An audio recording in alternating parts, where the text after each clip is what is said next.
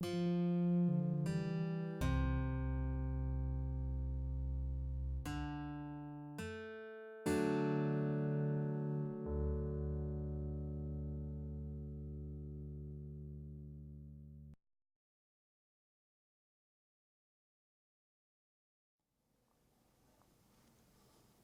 mariage en mai-décembre du grand, disgracieux, asocial et soulographe Dr. Incandenza avec l'une des authentiques bombes sexuelles de l'Académie nord-américaine, l'extrêmement grande et irritable, mais aussi extrêmement jolie et abstème et racée Dr. Avril Mondragon, la première et seule femme titulaire de la chaire MacDonald d'usage prescriptif au Royal Victoria College de l'université McGill, qu'Incandenza avait rencontré lors d'une conférence à Toronto sur la différence entre les systèmes réflectifs et réflexifs, fut rendue encore plus romantique par les tribulations administratives nécessaires à l'obtention d'un visa de sortie puis d'entrée, sans parler du permis de séjour, car le professeur Mondragon, bien que marié à un États-Unien, avait eu pendant ses études des relations ostensiblement non violentes, mais tout de même, avec certains membres de la gauche séparatiste québécoise, qui lui avait valu d'être inscrite par la police montée royale canadienne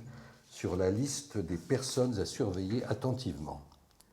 La naissance du premier enfant des Incandenza, Orrin, fut au moins en partie une initiative d'intérêt administratif.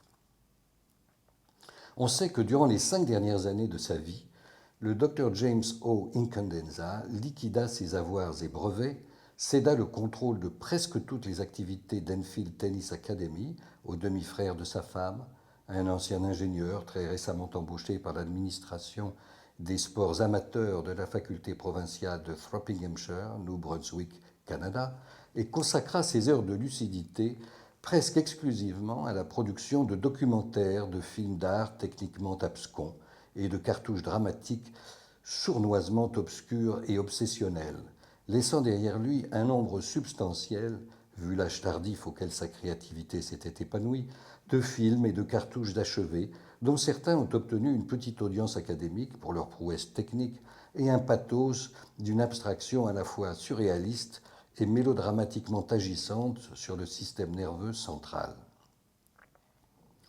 Le suicide intempestif à 54 ans du professeur James O. Incandenza Jr. fut ressenti comme une grande perte dans 3 mondes au moins.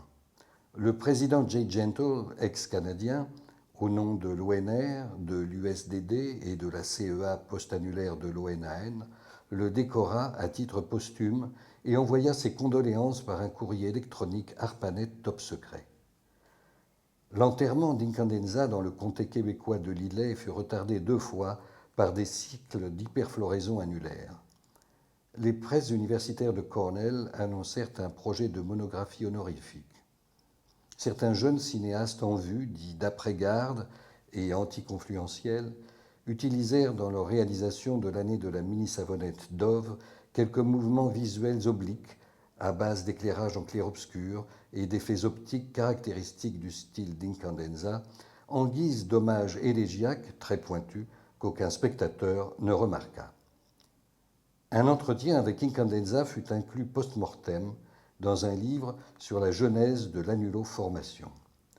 Et les joueurs juniors d'ETA portèrent, dans la mesure où leurs bras hypertrophiés le leur permettaient, un brassard noir sur les cours pendant presque 1 an.